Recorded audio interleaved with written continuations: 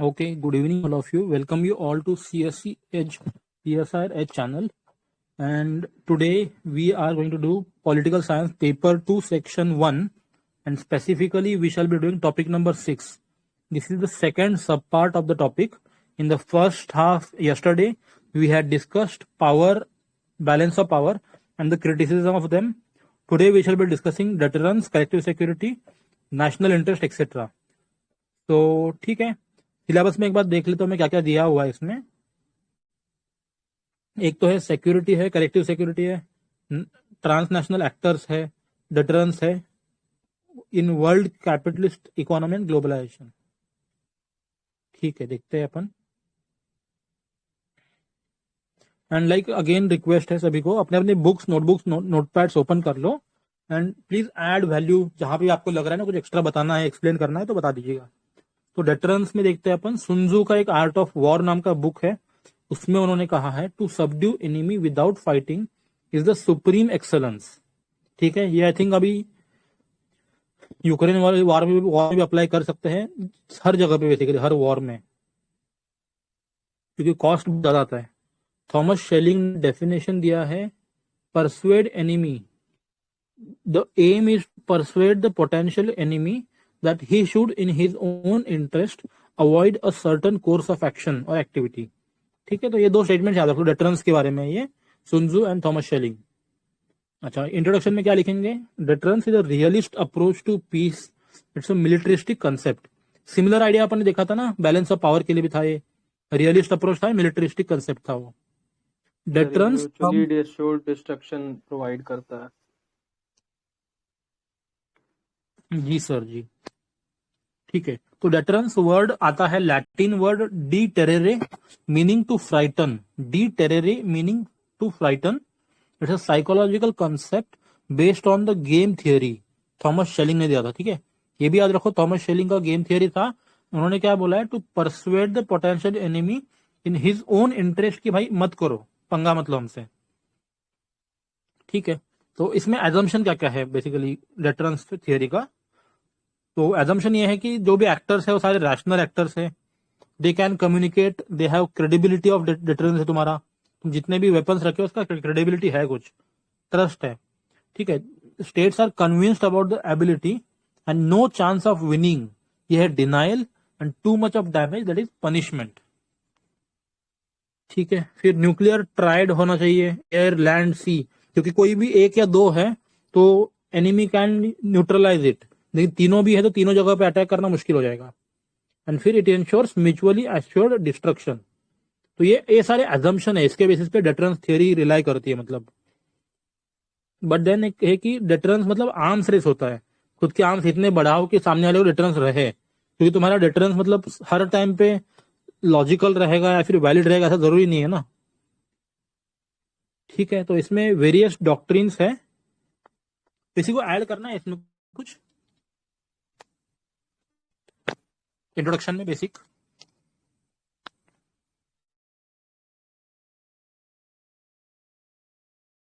नहीं सर, यही है।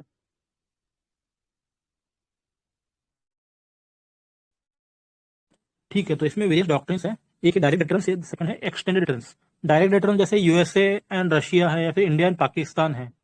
एक्सटेंडेड डेटरेंस होता है कैटालिटिक, मतलब एक्सटर्नल सपोर्ट देते हैं, जैसे USA has provided umbrella to Japan, तो एक्सटेंडेड डेटरेंस हो गए ये।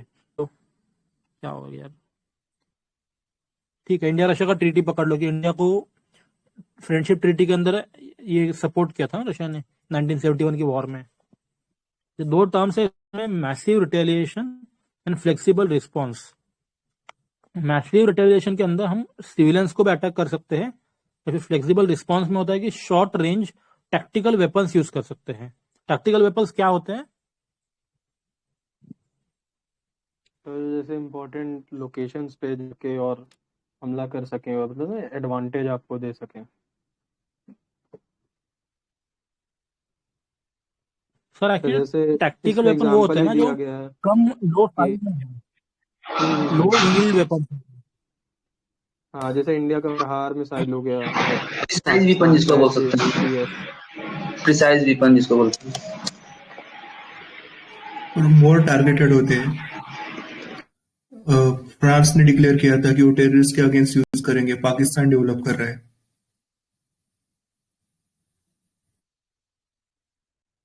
ठीक है, ठीक है, ओके, ऑल राइट। फिर देखा अपने मैसिव रिलेशन, देखा फ्लेक्सिबल रिस्पॉन्स, देखा टैक्टिकल वेपन्स का। तो यूएसए का 2018 nuclear poster review called for low yield weapons in direct attacks on civilians and infrastructure. ठीक है। एंड कल परसों जो न्यूज में थे ना रशिया के अटैक में, कि एक वैक्यूम बॉम्ब करके था, उसका भी देख लेना, प्रीलिम में काम आ जाएगा कुछ ना कुछ तो। फिर एक asymmetric escalation, France and Pakistan का एग्जांपल दिया है। Can somebody elaborate on this asymmetric escalation?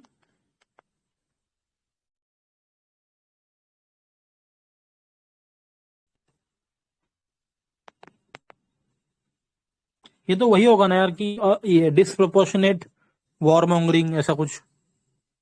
क्या लग रहा है आप लोग को? मतलब वो सिर्फ कन्वेंशनल वॉर के लिए स्टिक नहीं कर रहे, वो न्यूक्लियर यूज कर रहे हैं, मगर to not that large scale. मतलब एस्केलेशन करें मगर बस असिमेट्रिक इन द सेंस कि थोड़ा थोड़ा बढ़ा रहे, मगर न्यूक्लियर यूज करके शायद।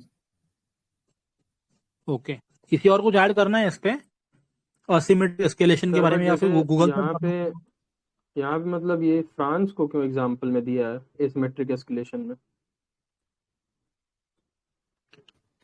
अभी बताया था ना, टेररिस्ट के अगेंस्ट फ्रांस ने डिक्लेयर कर दिया कि हम यूज करेंगे न्यूक्लियर वेपन्स, टैक्टिकल अच्छा न्यूक्लियर अच्छा, वेपन्स।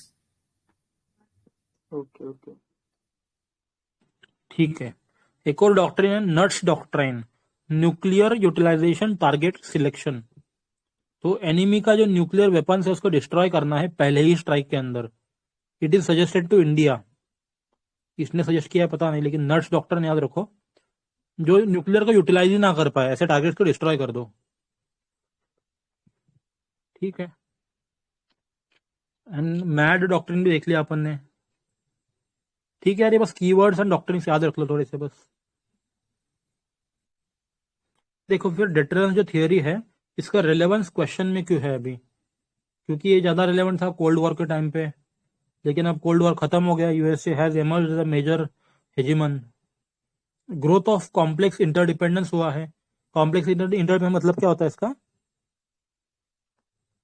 सर जैसे क्या हो गया, मतलब लव हेट रिलेशनशिप दोनों है, मतलब कुछ सेक्टर्स में आपको कोऑपरेट करना है, कुछ में नहीं, बट काम तो चलता ही रहेगा कॉपरेशन ऐसे। एंड अभी कॉन्फ्लिक्ट। चाइना यूएस की रिलेशनशिप हो गई, चाइना यूएस हो गया, तो they are in complex interdependence. एक हो गया सर इंटरडिपेंडेंट, जिसमें कोई दिक्कत की बात नहीं है, इंटरडिपेंडेंट मतलब सब खुशी खुशी हैं। कॉम्प्लेक्स इंटरडिपेंडेंस में सर मतलब क्या होता है कि लव हेट दोनों रहता है, मतलब आप ना मतलब कुछ पोर्शन में आपको दुश्मनी है, कुछ पोर्शन में लेकिन आपको सामने वाले की जरूरत है। ओके, ठीक है। असिमेट्रिक एक्टर्स आ गए। अपन ने एजम्पशंस में देखा था ना कि डिटरेंस थियरी कहाँ सर पे ये काम भी करेगी, हो जहाँ पे सकता रैशनल है एक्टर्स, लेकिन यहाँ कॉम्प्लेक्स पे अब growth of interdependence. Asymmetric actors आ गए हैं, टेररिस्ट हो गए, ये सब है ना। तो हेनरी किसिंजर ने बोला था, deterrence does not work for suicide bombers and irrational actors। Global threats हो रहे हैं आजकल, मतलब अभी इंटरस्टेट कॉन्फ्लिक्ट से ज्यादा इंपॉर्टेंट अभी होने लगा है ना, असिमेट्रिक वॉरफेयर या फिर ग्लोबल थ्रेट्स आ गए सारे। ठीक है, मेनी न्यूक्लियर वेपन स्टेट हो गए हैं, तो मिस कैलकुलेशन होने की संभावना ज्यादा है अभी, तो इसीलिए भी डिटरेंस थियरी पे क्वेश्चन मार्क उठा है अभी। फिर ये रिलेवेंस इन क्वेश्चन देख लिया। फिर अभी रिलेवेंट क्यों है करंट इसमें? Countries with nuke deterrence increased, जैसे Iran, North Korea. Nuclear race हो रही है साउथ एशिया में, जैसे ईस्ट एशिया, वेस्ट एशिया में, सब जगह पे। USA has released essentials post cold war deterrence, nuclear poster review 2018। Russia national security strategy. Nuclear poster review में क्या है, अगर किसी को पता हो तो बता दे थोड़ा, क्योंकि हर जगह बस नाम ही सुन रहे सर हैं। सर उन्होंने कहा था कि एक्सप्लिसिटली मतलब एक्सक्लूसिवली न्यूक्लियर पे रिलाय करना है मिलिट्री ऑपरेशन के तहत। अच्छा, थैंक यू। ओके, ठीक है। फिर रशिया का नेशनल सिक्योरिटी स्ट्रैटेजी में भी है वो अभी तक। थिएटर मिसाइल थर्ड, ये क्या है? एंड इसका क्या रिलेवेंस है मतलब? वो है वेपन सिस्टम थार्ड, जैसे यूएस का जैसे S-400 है, उसी तरह यूएस का एयर डिफेंस सिस्टम है थार्ड।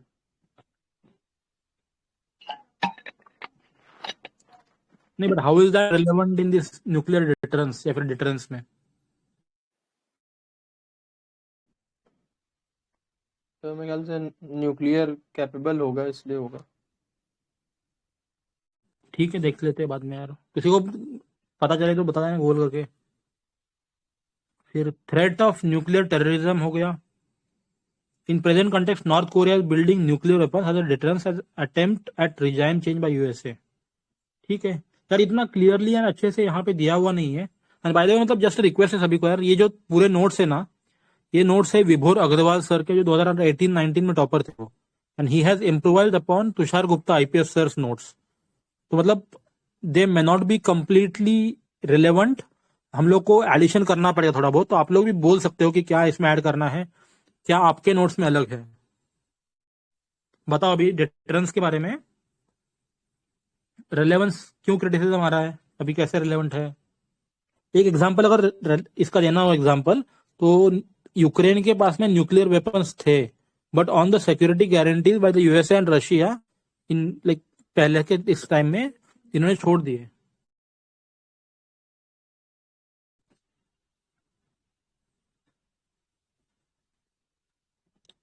और क्या बोल सकते हैं, रिलेवेंस कैसा है या फिर कैसा नहीं सर है relevant? रमेश ठाकुर ने अपने वही आर्टिकल में कहा था nuclear deterrence is overrated now.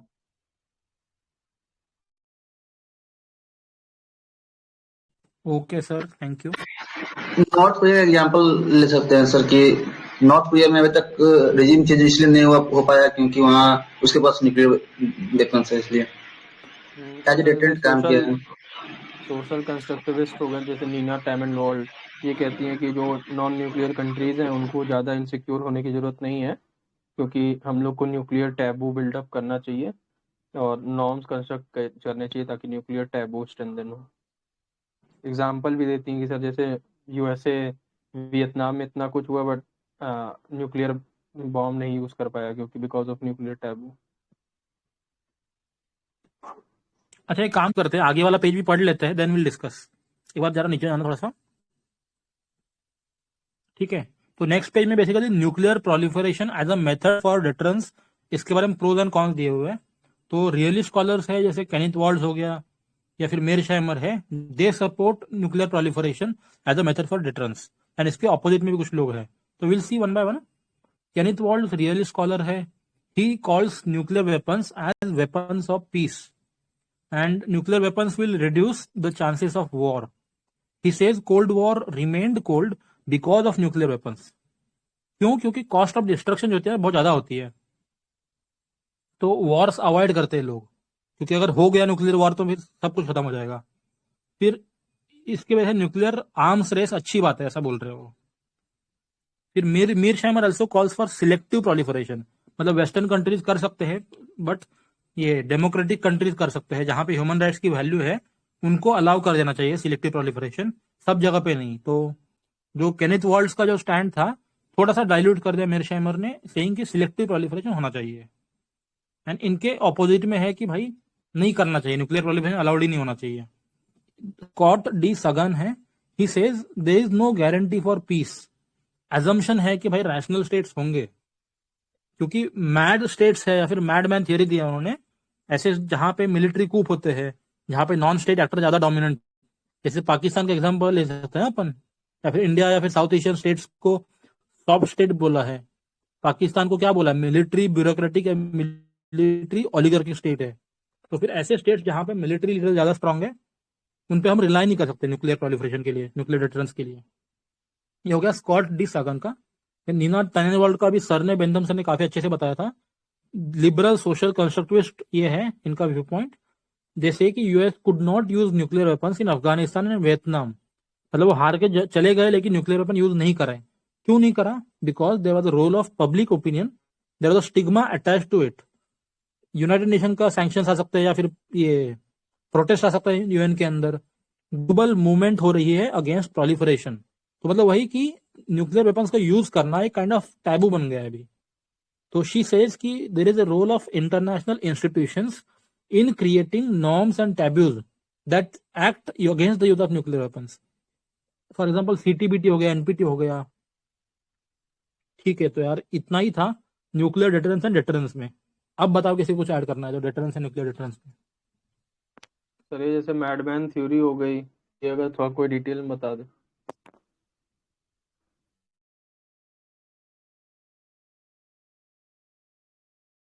John Nixon के टाइम पे थी शायद।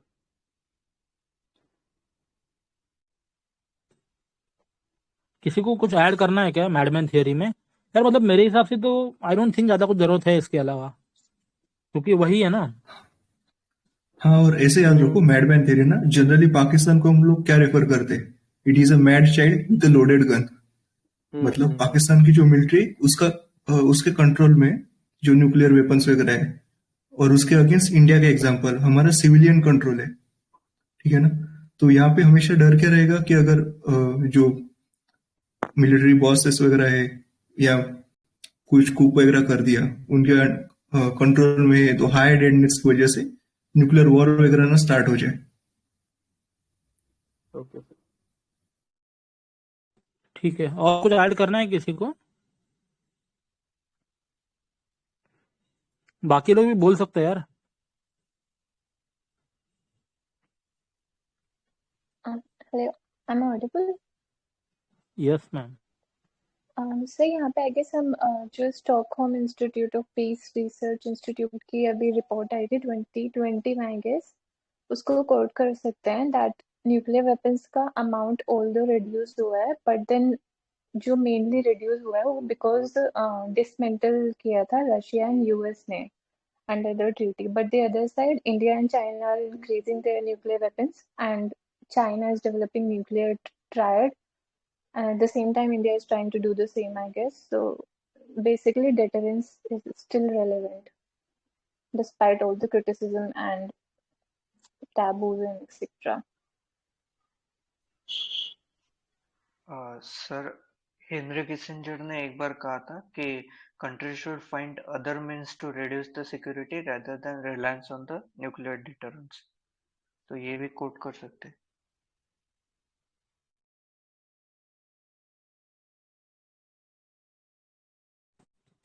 Okay, what else? आगे चले क्या फिर, या कुछ और ऐड करना है किसी को?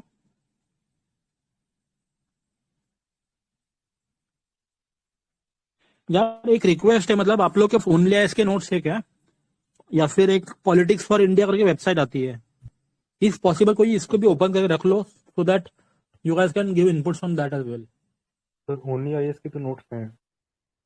हाँ मतलब जो भी नोट्स है ना, आई मीन देखो वी ऑल आर, मतलब we are reading from this notes, जो बेस नोट्स है उसमें से पढ़ रहे हैं।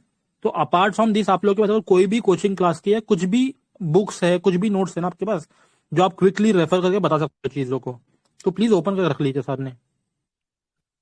Sure sir. क्योंकि पॉलिटिकल साइंस की चीज यार गूगल सर्च करने में मिलती नहीं है बहुत सारी, तो देख लो। ठीक है, चलते आगे अपन।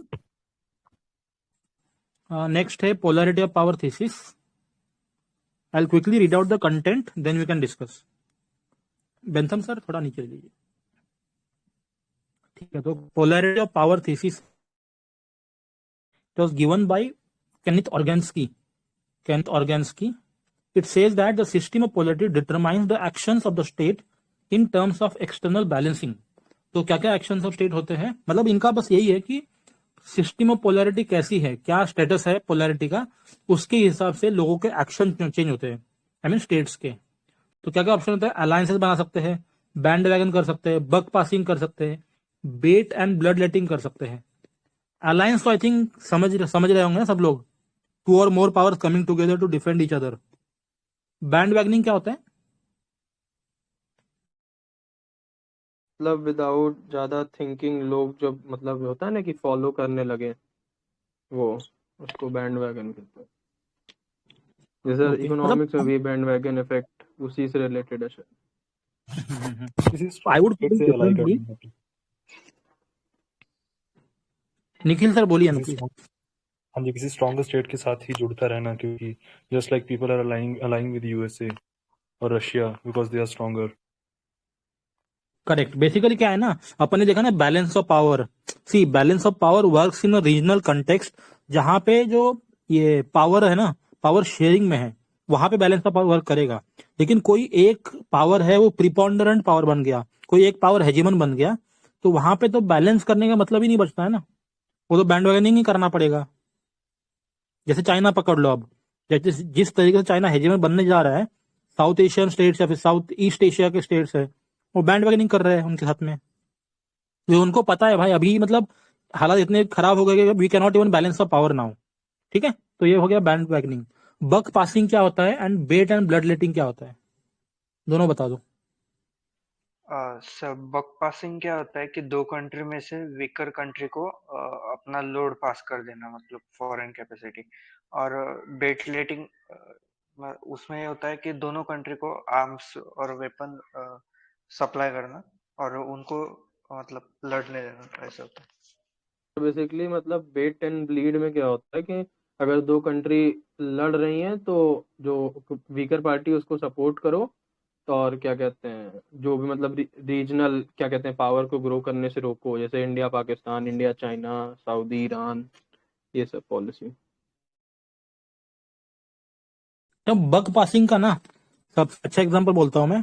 जैसे देखो अब इंडिया चाइना है ना, तब China is a revisionist power, USA is a क्या, कौन सी पावर बोलेंगे उसको, डिक्लाइनिंग पावर या फिर कोई और टर्म है उसके लिए? स्टेटस कोइस्ट। हाँ, तो USA is status quo power, China is revisionist power.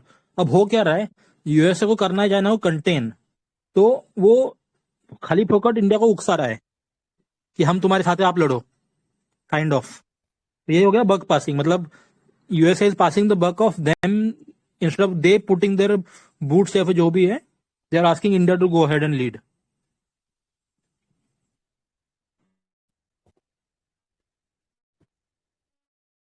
Blood letting का एग्जांपल दे सकते हैं क्या? Iraq war. तो ब्लड लेटिंग का ईरान और इराक हो गया। तो दो कंट्री फाइट कर रहे हैं और दोनों को फाइट करने दो ताकि दोनों ही कमजोर हो जाएं।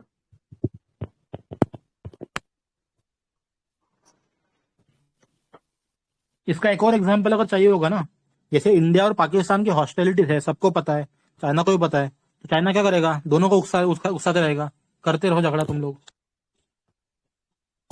The aim is to induce rival states to engage in a protracted war.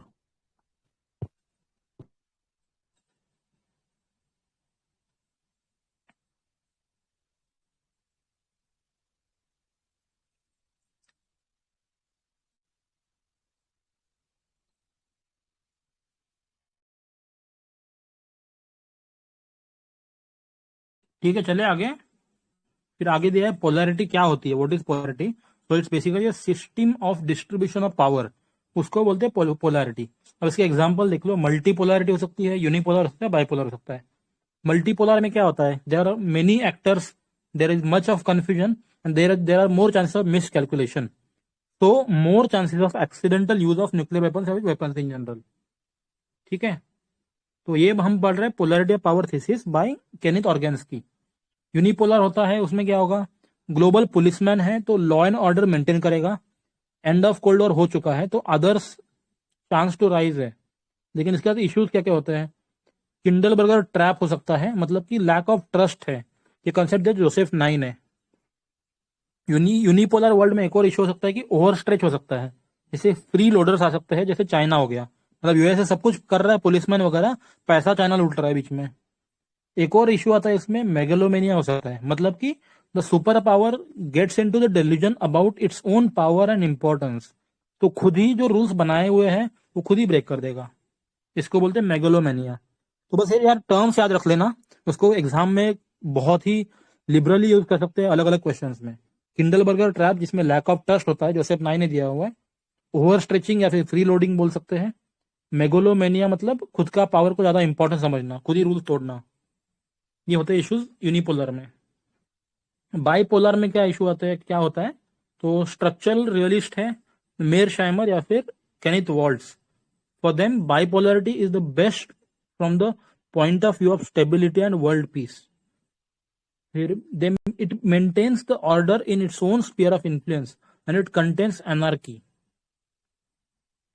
तो ये था basically polarity of power thesis. इसका क्रिटिसिज्म करने से पहले कुछ ऐड करना है इसमें पोलैरिटी ऑफ पावर के बारे में.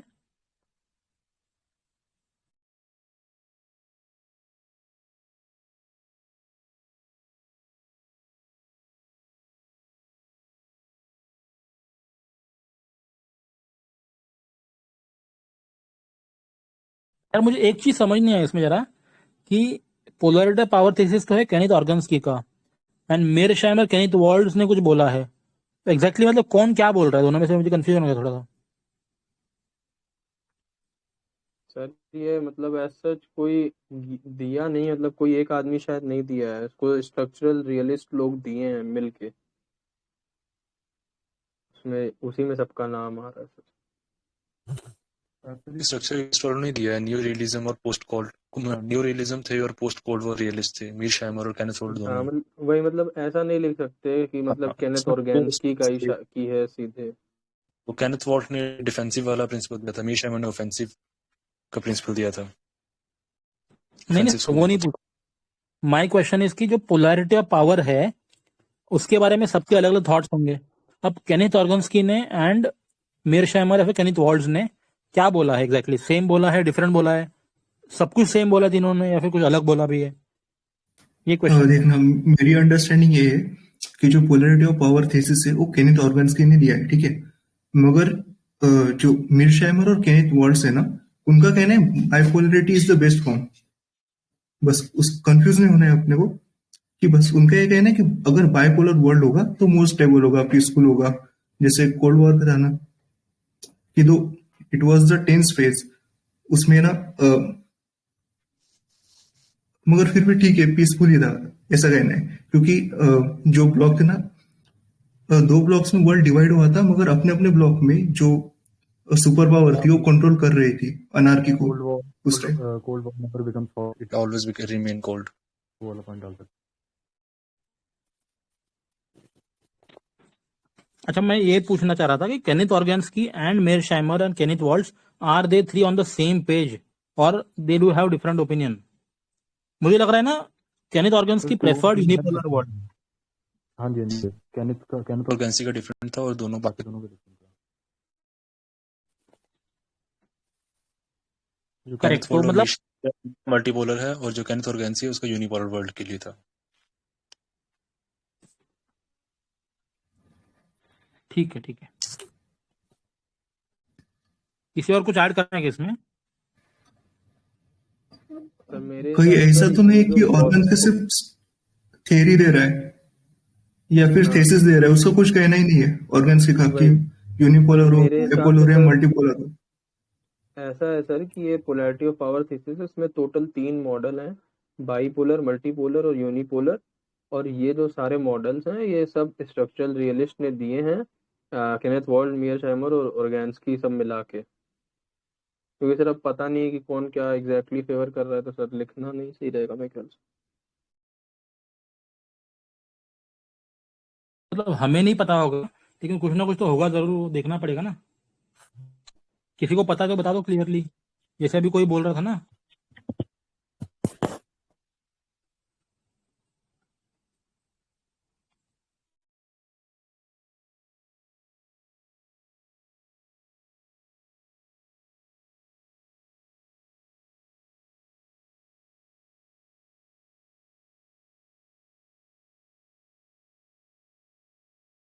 ठीक, इसके बाद में सेटल करते हैं. कोई ग्रुप में मैसेज डाल देना, इसके ऊपर अपन डिस्कस कर लेंगे, पढ़ लेंगे कुछ और एक्स्ट्रा इसके. ठीक है, आगे चलते हैं. क्रिटिसिज्म पढ़ लेते हैं एक बार. Bentham sir.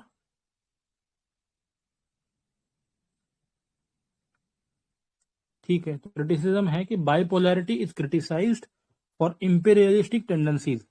जैसे यूएसए एंड यूएसएसआर था, तो बाइपोलैरिटी के टाइम पे क्या हो गया था कि दोनों भी they were trying to expand their sphere of influence.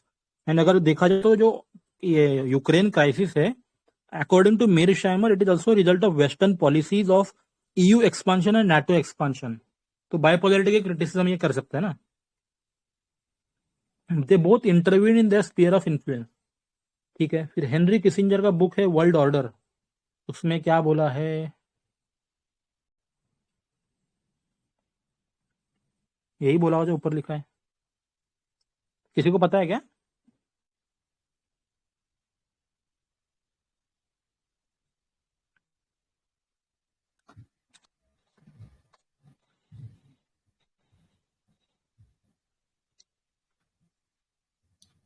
ठीक है, तो आगे देखते हैं कुछ और मॉडल्स के नाम है। जोसेफ नाई ने 3D चेस मॉडल दिया है, जॉन बर्टन ने कॉबवे मॉडल दिया है, Keohane and Nye has given complex interdependence model. Kaplan का सिस्टम्स थियरी है, he says bipolarity is the most dangerous and most unstable model of all. तो ये सब था क्रिटिसिज्म इसका, पोलैरिटी पावर थीसिस का। Anything anybody wants to add? Sir जहाँ तक मुझे लगता है क्रिटिसिज्म में ये भी लिख सकते हैं जो मतलब जो नई पावर अगर बनना चाहती है उसमें डिफिकल्टी फेस करेंगे वे देश ऐसे।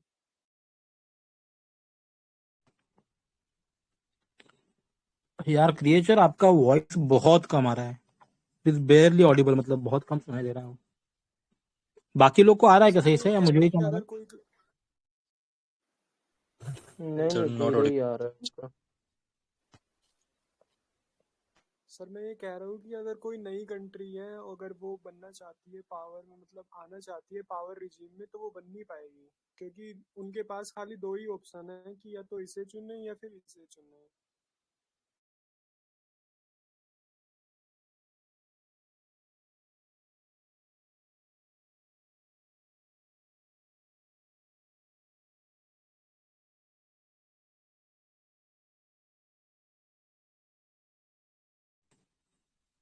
ठीक है,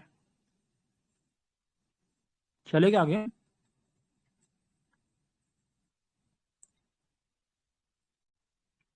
आगे चलेगा गाइस।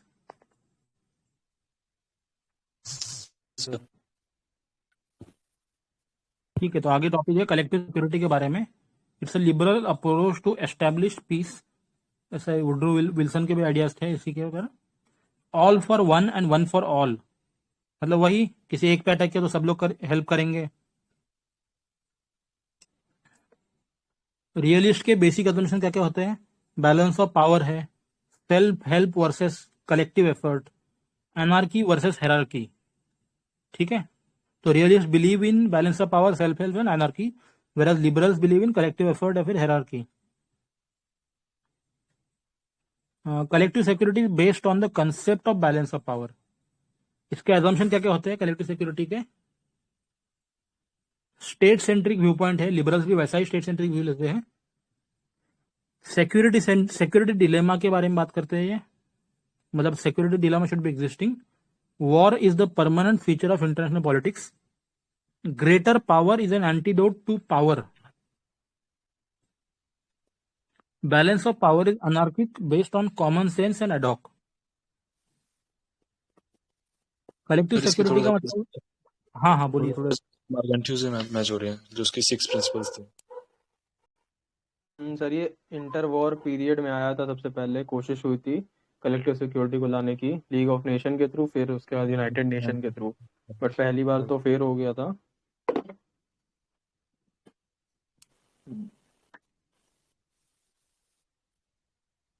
जी जी ठीक है। Collective security basically institutionalised form of balance of power है। मतलब बीओपी में क्या करता है यार, एक कंट्री के अगेंस्ट हम लोग मतलब कुछ कर रहे हैं तो we are forming group of nations only ना, यहाँ पे बस इंस्टीट्यूशनलाइज वे में कर रहे हैं उसको। तो इसमें होता है एजम्पशन की existence of international organization. And collective security जो होती है ना उसको एश्योर्ड स्टेट ऑफ पीस बोल सकते हैं, as compare to balance of power जो नर्वस स्टेट ऑफ पीस है। किसने बोला ऐसे नर्वस स्टेट ऑफ पीस है? नेहरू क्या? नेहरू और वुडरो विल्सन। करेक्ट, ठीक है। लेकिन इसके लिमिटेशन क्या है? लिमिटेशन यह है कि ये यूटोपियन कंसेप्ट है। नेशनल इंटरेस्ट हमेशा ज्यादा मायने रखता है as compare to peace, this may not work. फिर experience League of Nation, Ethiopia and Manchuria, तो लीग ऑफ नेशन फेल हुआ इन इथियोपिया एंड मंचूरिया। ठीक है, फिर यूएन ने कोरियन क्राइसिस में इंटरव्यू नहीं करा ना, क्या कहना चाह रही है? सर उसको रोक नहीं पाया, कोरियन क्राइसिस, गल्फ वॉर को। ठीक वहाँ है, पे कलेक्टिव सिक्योरिटी ढंग से काम नहीं कर पाई। करेक्ट। एंड इवन अभी का भी बोल सकते हैं ना, जैसे अफगान का हम्म, इतना क्राइसिस हो गया या फिर हाँ यूक्रेन का सर, इतना क्राइसिस हो बेसिकली रहा है। क्या होता है सर, कलेक्टिव सिक्योरिटी में एनिमी पहले से डिफाइंड नहीं होता है, बट कलेक्टिव डिफेंस में जैसे क्या होता है कि एनिमी पहले से डिफाइंड होता है। कि मान ले एक कंट्री है, उसको अगर कलेक्टिव डिफेंस करना है, मान लो रशिया के अगेंस्ट, तो ऑलरेडी पता है कि किसके अगेंस्ट करना है, और वो रीजनल होता है। और कलेक्टिव सिक्योरिटी हमेशा यूनिवर्सल रहेगा, और एनिमीज जनरली डिफाइंड नहीं होते हैं ऑन एट द मोमेंट। हमेशा एनिमी डिसाइड होता है कि किसके अगेंस्ट लड़ना है।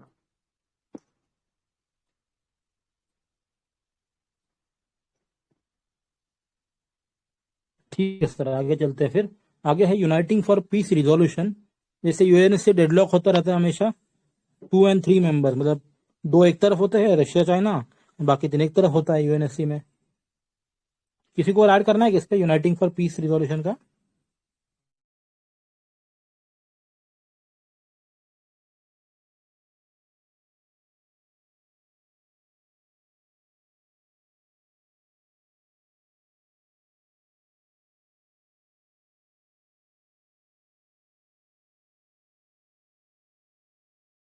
सर जो जैसे कलेक्टिव सिक्योरिटी जो होता है सर, वो जनरली बैलेंस ऑफ पावर जो रहता था, वो हमेशा ग्रेट पावर्स उसको यूज करती थी, बैलेंस ऑफ पावर को। बट जो कलेक्टिव सिक्योरिटी होता है वो सर मिडिल और पुअर पावर्स जो हैं वो भी यूज कर सकती हैं। उनके लिए भी रेलेवेंट है मेनली, जबकि बैलेंस ऑफ पावर जब तक आप बहुत ज़्यादा पावरफुल नहीं हो तब तक आप यूज नहीं कर सकते हो उस मेथड को। ठीक है, ठीक है, okay. Anything else? PK after cold war, USA Russia conflict again on the rise. PK क्या है यार ये? सर ये पीस कीपिंग है ना। अच्छा हाँ, पीस कीपिंग। ओके, ठीक है।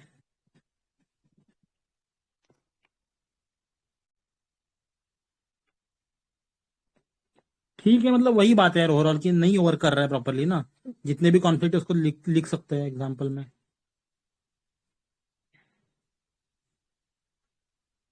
ठीक है, आगे यूएन पीस कीपिंग के बारे में बोला हुआ है। कोई पढ़ेगा क्या इसको? Can somebody just read keywords?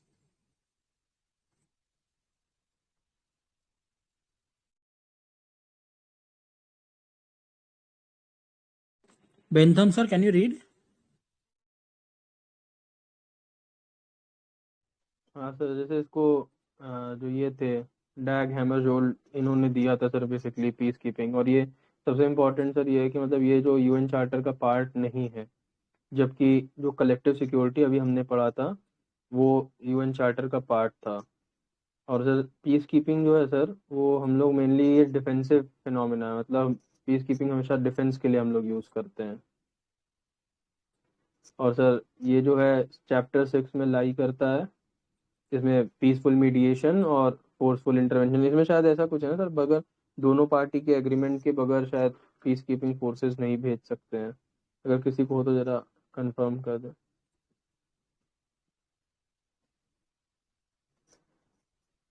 हाँ, कंसेंट तो चाहिए होता शायद यार, फिर पीस कीपिंग नहीं रहेगा हाँ ना।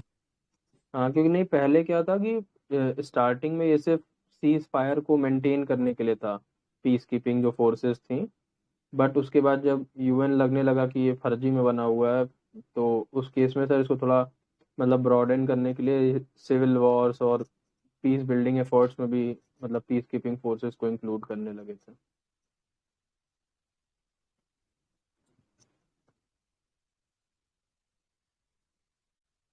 ठीक है, ठीक है, आगे चले।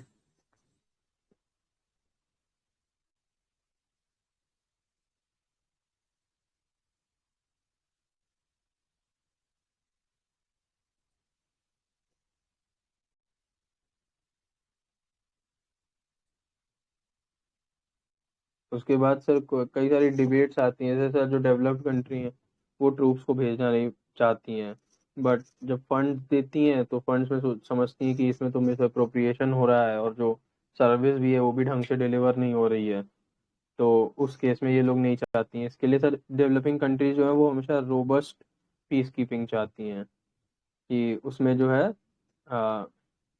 जो फॉर डिफेंस पर्पस के लिए ना हो, जो शायद इसमें ऐसा कुछ रहता है रोबस्ट पीस कीपिंग में कि आप सेल्फ डिफेंस के अलावा भी यूज कर सकते हो। तो सर इसका क्रिटिसिज्म भी आता है कि अगर आप पे एक इसके सेकेंड, अगेंस्ट।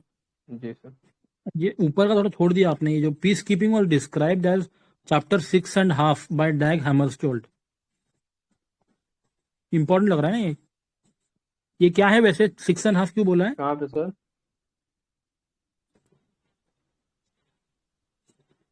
सर कहाँ ऊपर पे? ऊपर थोड़ा, हाँ वो रहा ना, पुलिस एक्शन वगैरह डैग ठीक है। हैमरस्टोल्ड के नीचे, हाँ उसके नीचे वाला लाइन अच्छा अच्छा। थोड़ा कैची लग रहा है हाँ मतलब सर मतलब ये, हाँ जो पीस कीपिंग है वो मतलब सेल्फ डिफेंस के लिए ही है, बट सेल्फ डिफेंस के लिए ही है। और सर इंट्रा स्टेट और इंटर स्टेट यूज हो सकता है, और हार्डवेयर और गन्स लिमिटेड क्वांटिटी में ही हमेशा यूज होती हैं। और भाई हाँ, ये मैंने जो भी बोल रहा था कि परमिशन के बगैर नहीं होता है, जनरली परमिशन चाहिए होती है कंट्रीज जो इन्वॉल्व है उनकी। ऐसा नहीं होगा कि दो कंट्री जैसे अभी लड़ रही हैं, रशिया और यूके, तो यूक्रेन तो अपने मन से यूएन पीस कीपिंग फोर्स चली गई, और वैसे भी इन सब केस में जाती नहीं है पीस कीपिंग फोर्सेस। ठीक है। तो basically UN peace keeping shows the failure of collective security बोल सकते हैं ना। इसने इसमें डिबेट्स बताया कि developed country and developing country का होता है कि डेवलपिंग कंट्री का main contributors of troops, but UNSC does not consult them before sending their troops, and developed countries जो होते हैं they not send their troops, rather they send funds, and उनको ऐसा लगता है कि जो फंड भेज रहे हैं हम उसका मिस अप्रोप्रिएशन हो रहा है या फिर पुअर क्वालिटी ऑफ सर्विस मिल रही है। तो they call for resolute peace keeping, जिनको वेल आर्म्ड रहे, या फिर रोबस्ट पीस कीपिंग बोलते हैं ना उसको।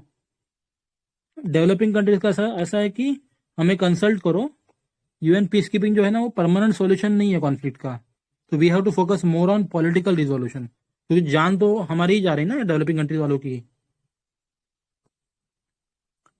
ठीक है, फिर और क्या बोल सकते हैं कि ट्रेनिंग प्रैक्टिसेस जो है उसको इम्प्रूव करने की जरूरत है।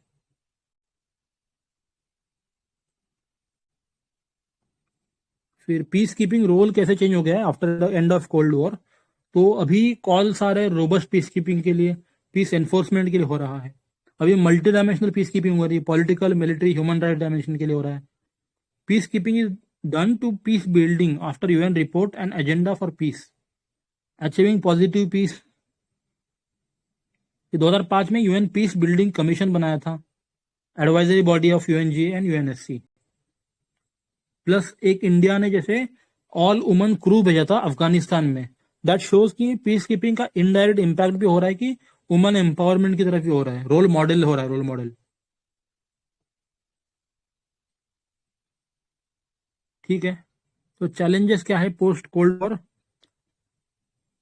And of super power rivalry हुआ है, तो रिजल्ट हो गया कि release of centripetal forces, peace keepers were the spectators during the genocide in Rwanda. तो ठीक है, मतलब उनका लिमिटेड ये है रोल है। De escalate internal civil Wars,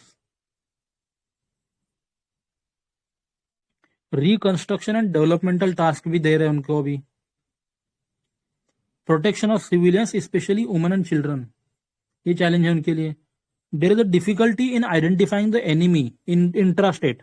तो इंटर स्टेट में तो समझ आता है भाई दूसरे कंट्री का है, बट इंट्रा स्टेट में कैसे करोगे आइडेंटिफाई? फिर non state actors are irresponsible behaviour होता है उनका। फिर लिमिटेशंस ऑफ पीस कीपिंग क्या होते हैं? Authorised by United Nation Security Council, western countries are reluctant to provide troops, developing countries send inexperienced man. तो मतलब एक और क्रिटिसिज्म है ना इसका कि developing countries are using peace keeping operations as a method of earning foreign exchange. तो काफी लुक्रेटिव अपॉर्चुनिटी माना जाता है वहां पे जाना मतलब। फिर acquisitions are there of sexual violence and corruption, discrimination हो रहा है within peace keeping ranks as well. फिर स्टाफ रिक्रूटमेंट जो होती है ना, is often opaque, gaps between mandate and actual security challenges, varying quality and confuse chain of command है, मतलब इतना वेल ऑर्गेनाइज नहीं है पीस कीपिंग अभी। आगे फिर इंडिया एंड पीस कीपिंग का दिया है, ठीक है। तो India and UN peace keeping का दिया है कि India provided almost 2 lakh troops in nearly 50 of the 71 peacekeeping missions in past 6 decades. So we contributed significantly to blue helmets. ये याद रखो कि ब्लू हेलमेट्स बोलते हैं पीस कीपर्स को। Korea 1950, Congo 1960, Cyprus 64, Iran Iraq 89, Gulf war 91, Sudan conflict 2005, Golan Heights पे में present है, लेबनान में भी प्रेजेंट है। मोर देन 150 फैटेलिटीज हुए अपनी तरफ से। आर्म्ड कॉन्टिजेंट भी भेजा है, सिविलियन स्टाफ भेजा है, मिलिट्री ऑब्जर्वर भेजे है, एयरफोर्स अटैक भी हुआ है, यूटिलिटी हेलीकॉप्टर भी भेजते हैं अपन।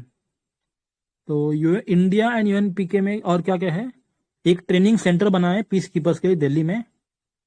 Indian army is considered one of the most professional आर्मीज and communication के लिए जाना जाता है। We are actively involved in determining the standards of peacekeeping. फिर इंडिया को एक्सपीरियंस तो है ही इंटरनल कॉन्फ्लिक्ट में, इतना वास्ट कंट्री है। रिकंस्ट्रक्शन डेवलपमेंट का भी एक्सपीरियंस है इंडिया को। एंड मतलब इस पर्टिकुलर चीज को ना, Indian contribution in peace keeping, this has been used as the strongest argument for India's bid for UNSC seat. However present government का लैक ऑफ एंथुसियासिज्म है because of lack of recognition of effort and non-cooperation with UN is important.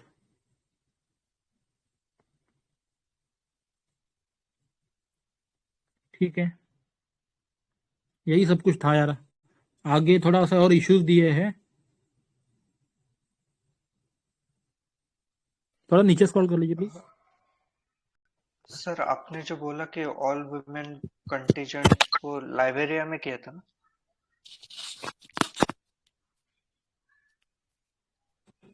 कहाँ पे? Library?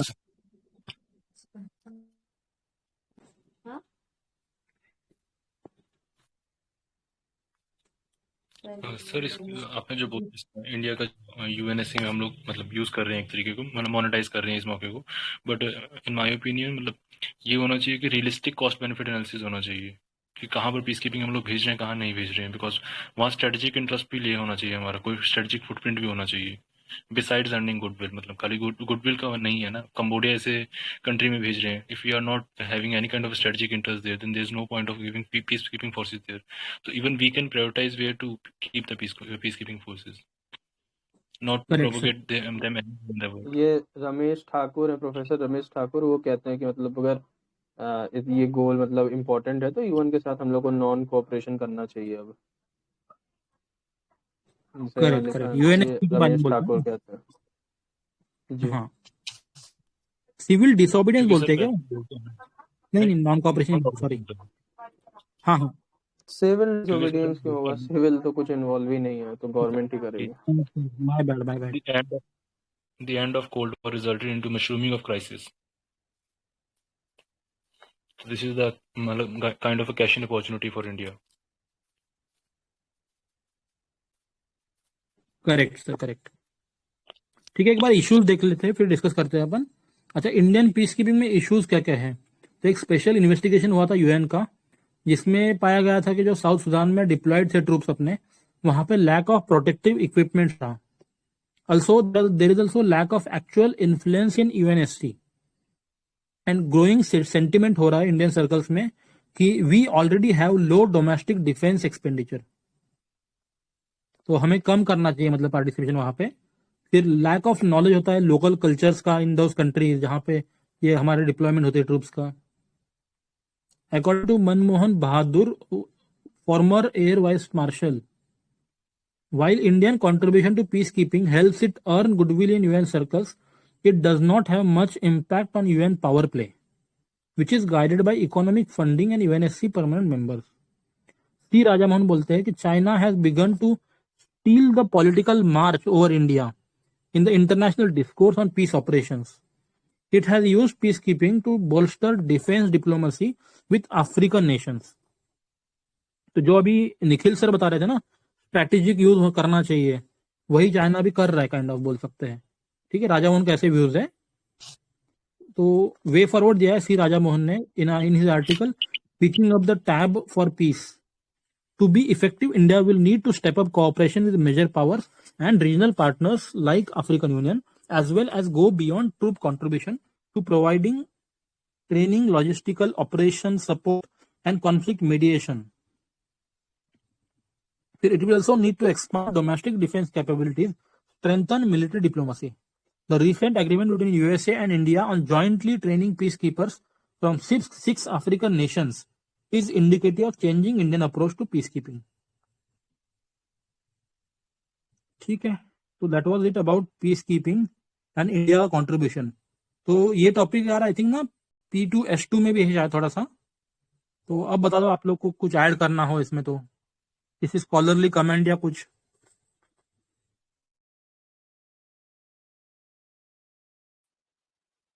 Sir एक ये है कि how lasting survive, मतलब जो पीस कीपिंग जो मतलब वहाँ पे रिजीम बना के जा रहे हैं वो कब तक सही रहेगा, कब तक मतलब वे बात मानेंगे। और एक ये भी है सर कि अगर पीस कीपिंग फोर्स लगा रहे हैं तो कौन सी तरीके की गवर्नमेंट वहाँ पे बना रहा है।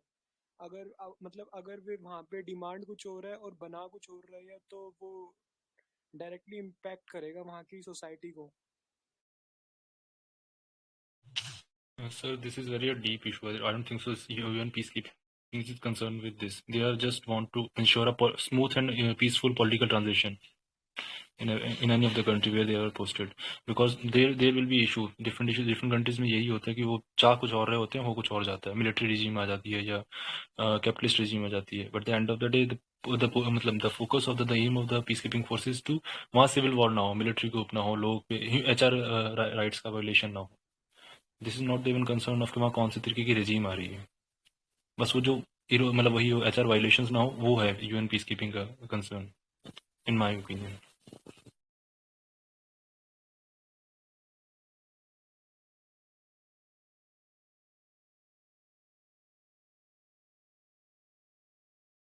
ठीक है, any other value addition about peace keeping and Indian operations या फिर इंटरनेशनल कुछ भी?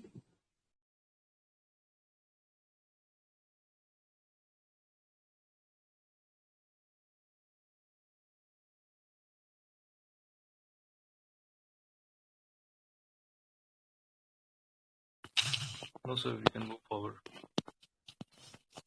ओके, ठीक है, नेक्स्ट टॉपिक है सिक्योरिटी का।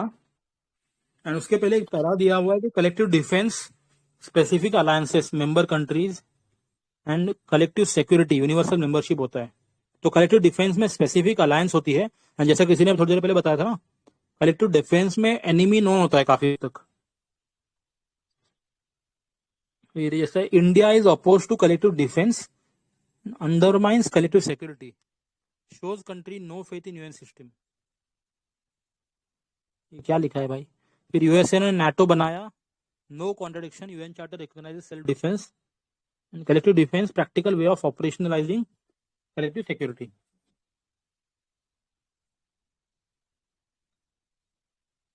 कोई एक्सप्लेन करना चाहेगा इसको थोड़ा सा?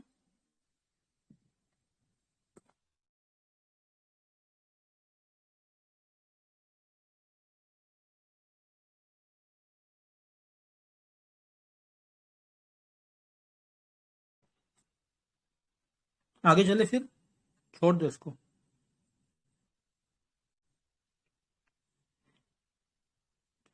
आगे देखते हैं, सिक्योरिटी टॉपिक है।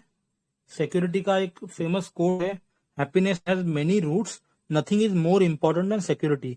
ये है Edward Stettinius, he was a former secretary of state. ठीक है, तो happiness has many root, nothing is more important than security.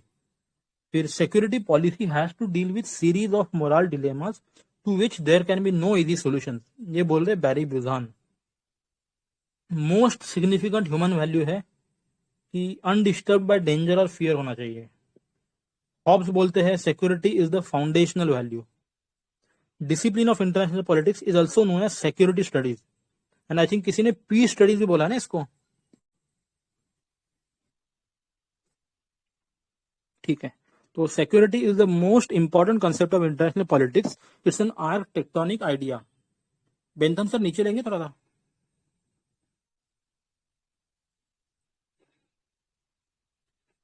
हाँ, तो मोस्ट इंपॉर्टेंट कंसेप्ट है इंटरनेशनल पॉलिटिक्स का, it's an architectonic idea. Security is an evolving concept as the international politics is also evolving. 3 issues आते हैं इसमें से, of, from and through what. ठीक है, तो security of whom, from whom and कौन से मीन्स के थ्रू होना चाहिए। तो 3 इश्यूज आते हैं, देखेंगे इसको इलेबोरेटली। फिर थियोरी दिए हुए हैं, इंस्ट्रूमेंटलिस्ट का थियोरी है, रिफ्लेक्टिविस्ट का थियोरी है इसमें। 3 पैराडिग्म ऑफ सिक्योरिटी है, एक है नेशनल सिक्योरिटी, एक इंटरनेशनल सिक्योरिटी, एक है ह्यूमन सिक्योरिटी। नेशनल सिक्योरिटी में state is a pre condition, इसमें मतलब आर्म फोर्सेस या फिर सिविल सिक्योरिटी ज्यादा इंपॉर्टेंट होता है। इंटरनेशनल सिक्योरिटी में भी स्टेट प्री कंडीशन मानते हैं, and international organization and international rule of law पे ज्यादा ध्यान देते हैं इसमें। The third paradigm is human security, जिसमें primacy is given to humankind over the interest of state. ठीक है, तो national security has evolved into a trinity of external threats from nations, proxy wars as a result of terrorism and internal insurgencies। ठीक है, तो 3 चीजें हैं national security evolve हुआ है, एक तो threat from external actors, proxy wars and terrorism या फिर इंटरनल इंसर्जेंसी, तीनों चीजें हो गई है।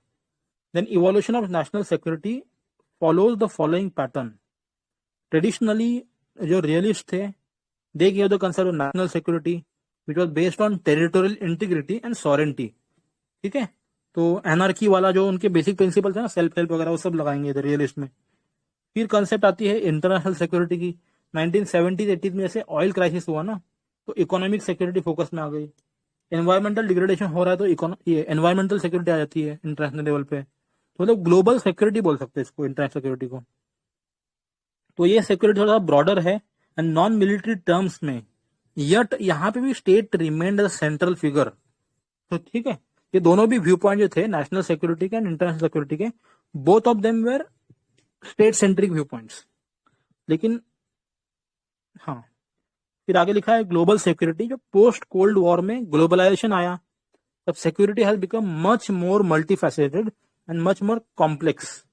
तो कॉम्प्लेक्स कैसा हुआ है, इंटरडिपेंडेंट प्रॉब्लम्स आए हैं, like pollution, terrorism, illegal immigration, epidemic.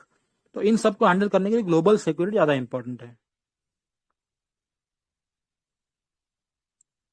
ठीक है, फिर ह्यूमन सिक्योरिटी कंसेप्ट आता है, इसे बैरी बुजान ने दिया है ह्यूमन सिक्योरिटी के बारे में। अच्छा, does anybody want to elaborate on international security या ग्लोबल सिक्योरिटी में डिफरेंस क्या है दोनों में?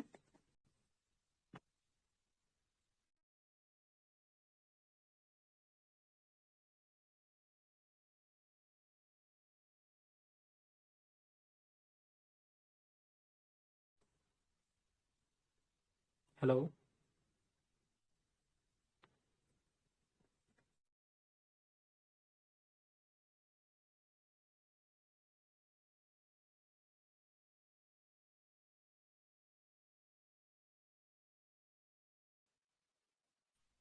सर जहाँ तक मुझे हाँ लगता सर। है कि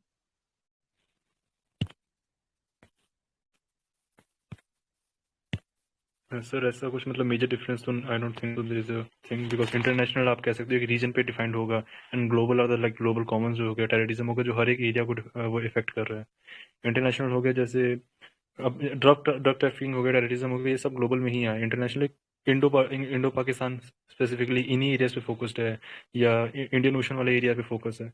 जो ग्लोबल कॉमन हो गए वो ग्लोबल मतलब ग्लोबल पे आ जाएंगे, जो हर एक कंट्री को इफेक्ट करे, no matter where they are lying, where they are residing, with the community. मतलब कोई भी कम्युनिटी उससे इफेक्ट हो रही है, कोई पर्टिकुलर चीजें नहीं हो रही, they are not targeting anything और एनी रीजन। आप तो कह सकते हैं कि global security is much more broader than international. ठीक है, right sir, it's a subset of international problem, is a subset of global security. ठीक है, तो आगे देखते हैं अपन इंस्ट्रूमेंटलिस्ट का व्यू पॉइंट क्या है। Policies to be judged by the outcomes not by the means employed. तो इसमें रियलिस्ट होते हैं जो हार्ड फेस्ड है, लिबरल्स है जिनका सॉफ्ट फेस है, एंड मार्क्सिस्ट है। ठीक है, 3 व्यू पॉइंट है, रियलिस्ट, लिबरल्स एंड मार्क्सिस्ट। तो रियलिस्ट बोलते हैं कि भाई टेरिटोरियल इंटीग्रिटी सबसे इंपॉर्टेंट है। कैसे? Through military means. And security किससे लेना है? तो अपने ये कहते हैं ना, ऑफ किसका सिक्योरिटी एंड किसके against security and what means के थ्रू। तो किसका सिक्योरिटी क्लियर है भाई, रियलिस्ट का टेरिटोरियल इंटीग्रिटी होनी चाहिए। थ्रू व्हाट मीन्स तो मिलिट्री मीन्स से होगा, एंड किससे तो बाकी स्टेट से बचना है।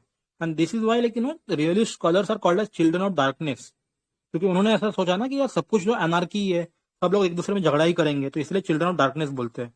While on the other hand liberals को बोलते हैं चिल्ड्रन ऑफ लाइट, तो they took the enlightened view of international politics.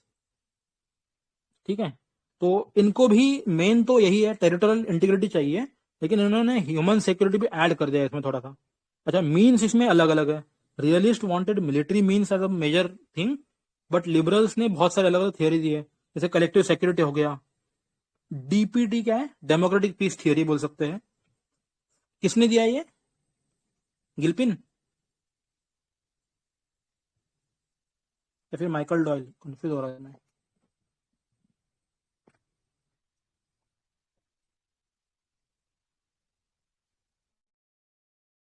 Democratic piece theory किसने दिया है? माइकल डॉयले ने दी है, वो इमैनुअल कांत के मतलब आइडियाज पे बेस्ड, बट दी माइकल डॉयले ने शायद। ओके, एंड ये रॉबर्ट गिल्पिन ने क्या दिया है?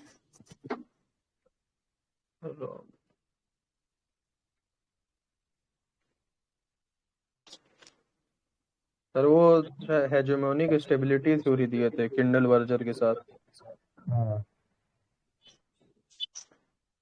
ठीक है, ठीक है, ओके। तो अपन लिबरल देख रहे थे, इसमें भी टेरिटोरियल इंटीग्रिटी है प्लस ह्यूमन सिक्योरिटी है। मेथड्स देख रहे थे, इसमें कलेक्टिव सिक्योरिटी है, डेमोक्रेटिक पीस थियोरी है, फंक्शनलिज्म है, इंटरडिपेंडेंस है, कॉम्प्लेक्स इंटरडिपेंडेंस है, इनको बोलते children of light.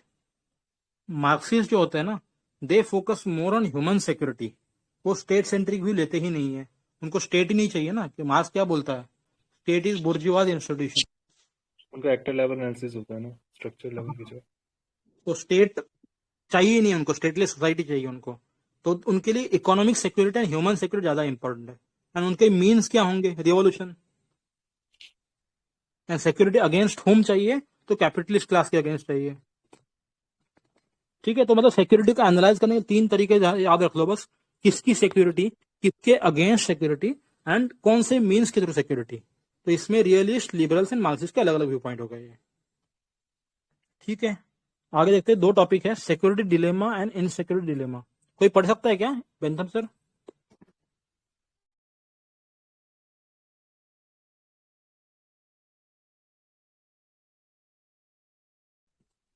Nikhil, can you read?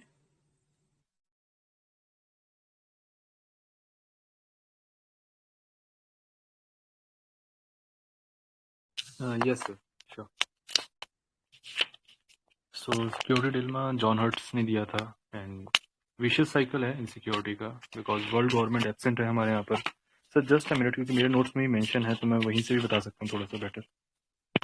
ठीक है, अपने नोट से बताओ, कोई इशू नहीं है सर। हाँ, तो जॉन हर्ट्स का सिक्योरिटी डिलेमा है, ठीक है। तो वो कहते हैं कि कॉमन अथॉरिटी है वो नहीं है कोई भी पनिश करने की, ट्रस्ट डेफिसिट हमेशा बना रहेगा। तो नेशंस क्या करेंगे? सर्वाइवल के लिए हमेशा अपनी पावर इंक्रीज करेंगे, जो इनसिक्योरिटी क्रिएट करेगा अमंग अदर स्टेट्स। उन लोगों को डर लगेगा कि यार हम क्या करेंगे। तो अल्टीमेट कॉन्सिक्वेंस होगा क्या इन सब आर्म्स रेस का, सब चीज़ों का वॉर होगा। ठीक है, तो that is a thing. And वो इसमें डिफरेंट वो हैं स्कॉलर्स हैं, just like Herbert Butterfield. War happen because of anxiety to prevent wars, just as I said. Okay, Herbert Butterfield and Robert Jervis, इन्होंने डेवलप्ड अ मैट्रिक्स, इन्होंने बोला था। Booth Wheeler ने कहा था search for security is a primordial instinct, तो वो हमेशा ही कंट्रीज के बीच में रहेगा। Okay, and next is insecurity dilemma, that is post colonial perspective. Amitabh Acharya, Mohammed Ayub, third world countries के जितने भी ये क्रिटिसिज्म एक्चुअली है इनसिक्योरिटी डिलेमा का, जॉन हर्ट्स का। तो ये थर्ड वर्ल्ड कंट्रीज के स्कॉलर्स हैं, अमिताभ आचार्य, मोहम्मद अयूब, इन्होंने यही बोला था कि civil war, transnational terrorism, insecurity dilemma हमेशा ही रहेगा। और ये जो पोस्ट कोलोनियल स्टेट्स है ना, नेशन बिल्डिंग के चैलेंज से सफर करते हैं। जो डेवलप्ड और डेवलपिंग कंट्रीज की लड़ाई हुई ना, वही उसी के बारे में बात कर रहे हैं। तो यहाँ वेस्टर्न कंसेप्ट अप्लाई नहीं होते, वेस्टर्न कंसेप्ट के अंदर प्रॉब्लम डिफरेंट है। विद इन द स्टेट्स हैं, यूरोप के अंदर डिफरेंट है, यूएसए के अंदर डिफरेंट है, बट एशिया के रीजन में आओगे तो वहाँ डिफरेंट है। सोशल कंस्ट्रक्टिविस्ट ने कहा था, अलेक्जेंडर वॉन्ट है, उन्होंने कहा था कि सिक्योरिटी डिलेमा कल्चर के अंदर इनग्रेन्ड रहता है हमारे, जो इंटरनेशनल रिलेशन के इंडिया के कल्चर में इनग्रेन्ड है वो, ठीक है। को इंटरनल सिक्योरिटी डिलेमा बोल सकते हैं ना। Right sir, right, internal security dilemma. Security dilemma क्या है, स्टेट सेंट्रिक व्यू पॉइंट है, बट अभी जो डेवलपिंग वर्ल्ड है उसमें स्टेट ही नहीं बना अच्छे से, स्टेट के पास की पावर नहीं है, स्टेट ही सॉफ्ट स्टेट है या फिर ओवर डेवलप्ड स्टेट है, तो फिर बाकी कंट्रीज का अटैक छोड़ दो, इंटरनली अभी झगड़े चल रहे हैं, तो वो इशू ज्यादा इंपॉर्टेंट है। Nationalism, separatism, right, separatist tendency. ठीक है, आगे देखते हैं नीचे आगे और पॉइंट ये वैसे रिफ्लेक्टिविस्ट है, फेमिनिस्ट का है, सोशल कंस्ट्रक्टिविस्ट का भी है, देखते हैं वन बाय वन। चलो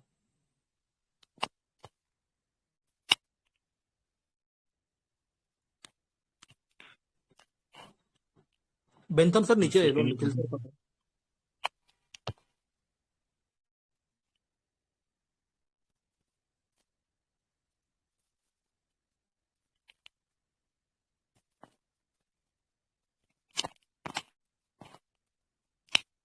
सो नेशनल सिक्योरिटी के अंदर है, government should protect its sovereignty and its citizen from all kind of national crisis by any means possible. Okay, this we can equate this with realistic point of view. उसका मॉर्गनस्टी के principal में भी यही दे रखा है कि एनी मींस नेशनल इंटरेस्ट हमेशा सुपीरियर रहना चाहिए, आपका डायनामिकनेस होना चाहिए नेशनल इंटरेस्ट का, किसी भी तरीके से आपको नेशनल इंटरेस्ट सिक्योर करना, नेशनल क्राइसिस सिक्योर करना। State is a source of security and threat to security, state centric view point. Okay, realism is insecurity about other, self-help, security dilemma, anarchy. Sir, I'm not able to detail about it much. Can you explain it? Both the 2 points, second and third. I think ये realism के basic assumption बता रहा है, मतलब insecurity होगी, anarchy होगी, security dilemma होगा हमेशा, सेल्फ हेल्प ही एक तरीका है, you can not rely on anybody else, मतलब these are just keywords to realism के जो बेसिक फाउंडेशनल वैल्यूज है ना, वो बता रहे हैं, नथिंग एल्स। एंड एक और चीज ऊपर बताया, नेशनल इंटरेस्ट सुप्रीम, इसमें अपन मैकियावेली को भी ले आ सकते हैं ना, उन्होंने भी बोला था कि यार नेशनल सिक्योरिटी सबसे इंपॉर्टेंट है, चाहे तो मीन्स कुछ भी लो, एंड्स मैटर करता है। The Prince will be judged not on the basis of means that he has used, but rather has he ensured national interest.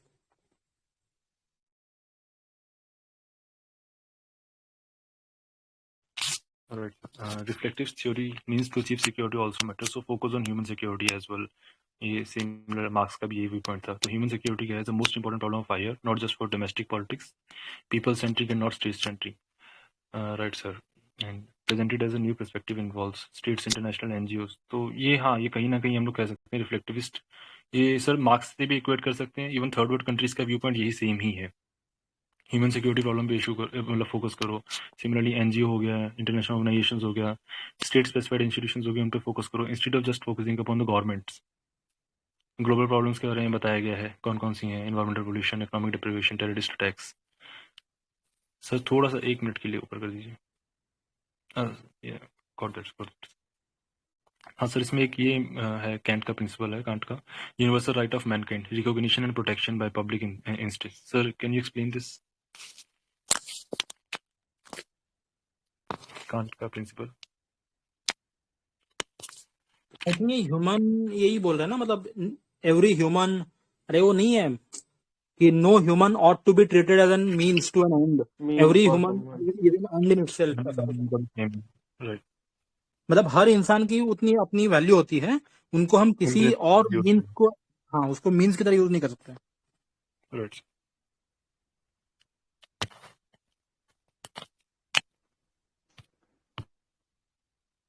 Gandhi ने भी सिमिलर आइडिया दिए थे ना। Right sir, Gandhi also same of the view. ठीक है, आगे 2-3 और keywords है, एक बार देखते हैं। Human security, society security, national security and international security, ये सारे के सारे इंटरलिंक्ड हैं, मतलब you can not separate one from other. जैसे देखो यूक्रेन में भी अटैक हो रहा है, अब नेशनल सिक्योरिटी खतरे में, तो ह्यूमन सिक्योरिटी तो कैसे बचाओगे ना तुम, तो दोनों भी इंटरलिंक्ड है, मतलब सब कुछ है। जैसे कनाडा देखो, इसमें part of public policy bright spot है, ऑल अदर एनजीओ, समझा नहीं यार क्या कहना चाह रहे हैं। आई थिंक कनाडा ने मतलब ह्यूमन सिक्योरिटी को पार्ट ऑफ पब्लिक पॉलिसी ले लिया होगा उन्होंने।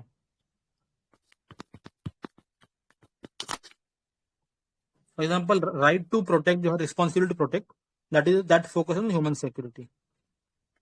ठीक है, तो ये था नेशनल सिक्योरिटी के बेसिक्स थे ये सारे। लिबरलिज्म ने क्या करा, लिबरलिज्म एडेड नेशनल सिक्योरिटी के साथ में ह्यूमन सिक्योरिटी ऐड कर दिया। सेल्फ हेल्प को उन्होंने कोऑपरेशन ऐड कर दिया। New liberals focused on economic security.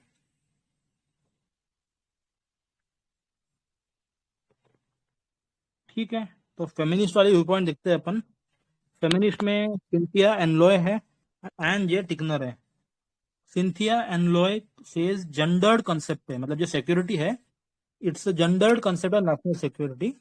Women and children are the worst sufferers of war and freedom from fear जरूरी है, फ्रीडम फ्रॉम वांट जरूरी है।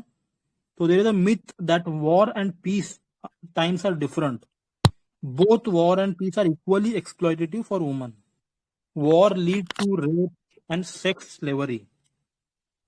ठीक है, तो रीजंस क्या है इनके ऐसे व्यूज के लिए?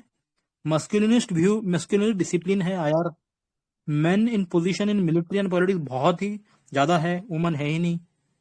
Images of male heroic warrior, myth of protection. Right. We only ठीक है, know male heroes in our history, in the past history, whether it's war or it is something. We hardly know any kind of a female. Medieval history में भी उठा लेंगे तो रानी झांसी ही पता है सब लोगों को, या लक्ष्मीबाई वगैरह सब मॉडर्न में, राइट। उसके अलावा इंडिया की है, वर्ल्ड में तो हम लोगों को वैसे ही वुडरो विल्सन है, चर्चिल के अलावा कोई नाम वगैरह नहीं ज्यादा पता होते। Correct correct. जस्ट कीवर्ड्स याद रखो सिंथिया एनलॉय के। जेंडर्ड कंसेप्ट है, वॉर एंड पीस दोनों एक्सप्लॉइटेटिव वुमन के लिए, and woman and children are worst sufferers of war, rape, sex slavery. अच्छा, एंड जे टिकनर है, उन्होंने realist concept of national security को ऐसा क्रिटिसाइज करा कि दे इग्नोर ह्यूमन सिक्योरिटी। तो she calls for woman security as important aspect. Rape होते हैं वॉर के दौरान, these are not accidents of war but systematic military strategy होती है। ठीक है, तो realist concept of security gender biased, क्योंकि वो पैट्रियार्कल है। वो भी रियलिस्ट कंसेप्ट नैरो है। ब्रॉड सिक्योरिटी होनी चाहिए which includes human security as well, and it has to be multidimensional, physical, ecological, social. UN resolution 1325, importance of role of women in peace and security. They है मतलब क्या बोलते हैं ना, it recognise the importance of role of women. Sweden की foreign policy है, feminist foreign policy थे उन्होंने, woman not as victims but as agents of change. ठीक है यार, ये सेम नहीं लग रहा है सिंथिया एनलॉय का एंड जे टिकनर का कोई मतलब। सर एनजी टिकनर फीमेल ही है ना, तो हाँ मतलब कीवर्ड्स में भी ज्यादा कोई डिफरेंस नहीं लग रहा है। आई डोंट थिंक वो एनजे टिकनर थी, वो मॉर्गनथ्यू के 6 प्रिंसिपल्स को रिफॉर्मुलेट की थी, और जो सिंथिया एनलॉय थी वो beaches banana as an bases में कहती हैं, वेयर आर द वुमेन। एक एम्पिरिकल है, एक नॉर्मेटिव है। सर एनजे टिकनर ने is altogether missing in the policy making in international politics. Where are women बोलते हैं ना, एम्पिरिकल अप्रोच कहाँ है? नॉर्मेटिव अप्रोच रहता है जो ये क्या सिंथिया एनलॉय कौन से हैं? एम्पिरिकल नॉर्मेटिव है ना, उन्होंने 6 वो चेंज किया ना और रिफॉर्मुलेट किया है ना, उन्होंने नॉर्मेटिव अप्रोच है। उन्होंने कहा कि ऐसा, और एम्पिरिकल ये हो जाएगा कि वेयर आर वुमेन। तो यूएन डिकेट था ना 1970s 1980s में, तो उन्हीं की एफर्ट्स की वजह से वो आया था कि यूएन के स्ट्रक्चर को चेंज किया जाए। काफी बातें की थी, where are women actually in the global scale, we are discussing things. तो ये एम्पिरिकल अप्रोच हो गया। Okay sir, thank you. Internationals में वगैरह है, इंटरनेशनल रिलेशंस की थ्योरीज में भी और फेमिनिज्म आइडियोलॉजी में भी सेम पॉइंट्स ही मेंशन है सर, इसमें कुछ फर्क नहीं है।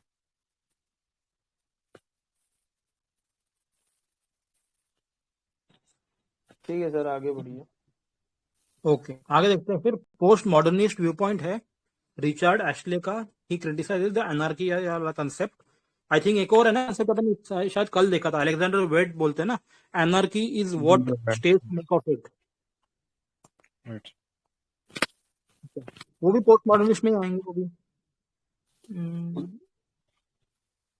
सर स्ट्रक्चरल रियलिस्ट में है वो, states are not prisoner of anarchy. Alexander Wendt structural realist. Alexander Wendt, yes. No, criticism of structural realist में सर, पोस्ट मॉडर्निस्ट में ही है वो। रिचर्ड एसपी के साथ में व्यू पॉइंट दिया था। ठीक है सर, ठीक। और पोस्ट कॉलोनियल स्कॉलर है, इन्होंने कंसेप्ट दिया है insecurity dilemma, Amitabh Acharya and Mohammed Ayub, they are against ये। ठीक है, आगे देखते हैं फिर सोशल कंस्ट्रक्टिव।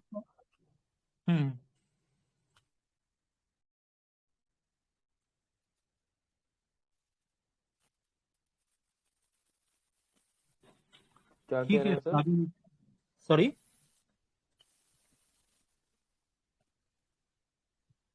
हाँ फिर आगे देखते हैं सोशल कंस्ट्रक्टिविस्ट का व्यू है, security dilemma is the product of our thinking, culture and history.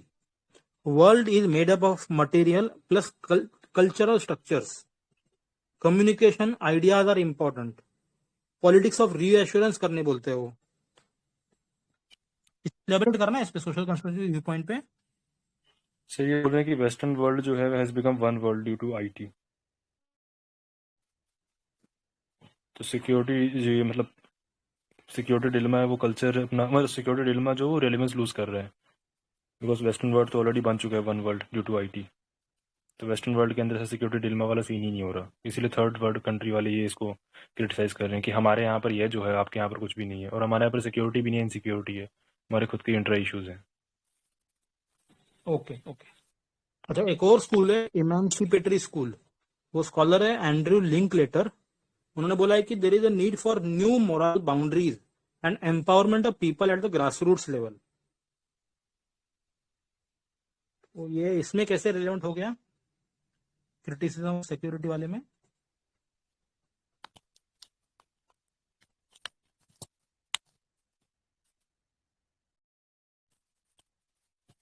सो ये तो किसी एंगल से रेलेवेंट है। ठीक है, चलो छोड़ो, याद रख लो इसको। एंड्रयू लिंकलेटर ने इमेंसिपेटरी स्कूल में बोला है कि भाई ग्रास रूट पीपल को एम्पावर करो। द 5 पिलर्स ऑफ सिक्योरिटी दिए हुए हैं, military, political, social, economical and ecological. Military, political, social, economic and ecological, ये 5 पिलर्स दिए हैं। अच्छा, बैरी बुझान कोपेनहेगन स्कूल के स्कॉलर है। In his article new patterns of global security in 21st century, book है उनका people, states and fear. People, states and fear, ये 5 pillar दिए उन्होंने। He has called for comprehensive security. Security is a speech act, securitization हो रहा है, and creating security discourses, securitized attention and terrorism.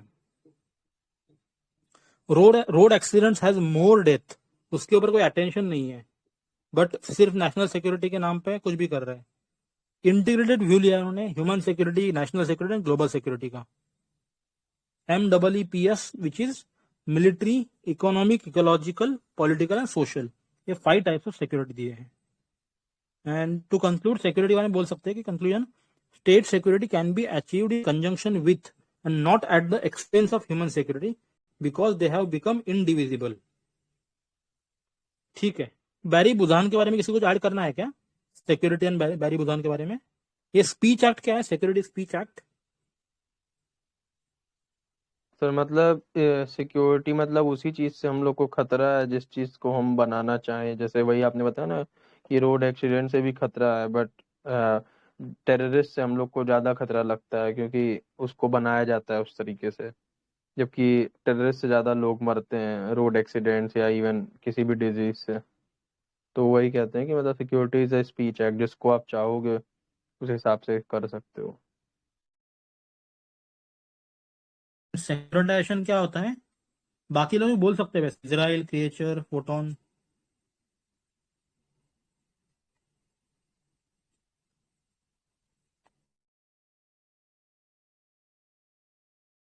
Question क्या पूछा आपने? बैरी बुझान का देख रहे थे सिक्योरिटी के ऊपर व्यू पॉइंट्स क्या है उनके, उसमें 2 कीवर्ड्स थे, तो security is an speech act and securitization हो रहा है, ये दोनों का मीनिंग क्या है? सर जैसे सिक्योरिटाइजेशन का मतलब सर वो कहते हैं ना कि जैसे टेररिज्म को इन्होंने मतलब इंडिया है सिक्योरिटाइज टेररिज्म, मतलब इस चीज से हमें खतरा है ये पहले ही डिक्लेयर कर चुका है। और जैसे फिर Trump tried to securitize Muslims as security threat, ये सब जो चीजें मतलब जिस चीज से आपको खतरा है आप उस चीज को सिक्योरिटाइज कर लो, उस प्रोसेस को सिक्योरिटाइजेशन कहते हैं। ओके। और स्पीच एक्ट वाला यार मुझे थोड़ा क्लियर नहीं हुआ, किसी को और ऐड करना है उस पे या फिर छोड़ दें?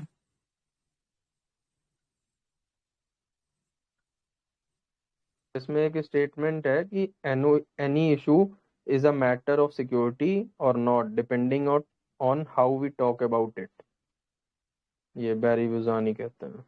और जो अलेक्जेंडर वेंट का था anarchy is what we make of it, इसी टाइप का है इनका भी सोच। ओके सर, ओके ठीक है। वैसे यार 11 बज गए हैं, I think we should end the session for now. Thank you हाँ very sir, much everyone who participated. हाँ कल कर लेंगे ना, नीचे 2-3 टॉपिक बचे हैं वो कल कर लेंगे। तो थैंक यू जी very sir. Much everyone who participated in the session. आज हम लोगों ने काफी हद तक टॉपिक्स कर लिए थे, डिटरेंस कर लिया, फिर न्यूक्लियर प्रोलिफरेशन वाला कर लिया, पोलैरिटी ऑफ पावर थीसिस हो गया, कलेक्टिव सिक्योरिटी हो गया, UN peace keeping and India का स्टैंड देखा पीस कीपिंग के बारे में, फिर सिक्योरिटी के भी बेसिक्स कर लिए अपन ने, सिक्योरिटी डिलेमा हो गया, इनसिक्योर डिलेमा हो गया, एंड इमेंसिपेटेड स्कूल वगैरह वेरियस स्कूल्स ऑफ थॉट देखे। ठीक है, कल हम थर्ड पार्ट करेंगे इसी टॉपिक का, जिसमें हम नेशनल इंटरेस्ट देखेंगे, ट्रांसनेशनल एक्टर्स देखेंगे, and then if time permits we will quickly revise everything again कल एक शॉर्ट सेशन में। ठीक है, सो थैंक यू गाइस।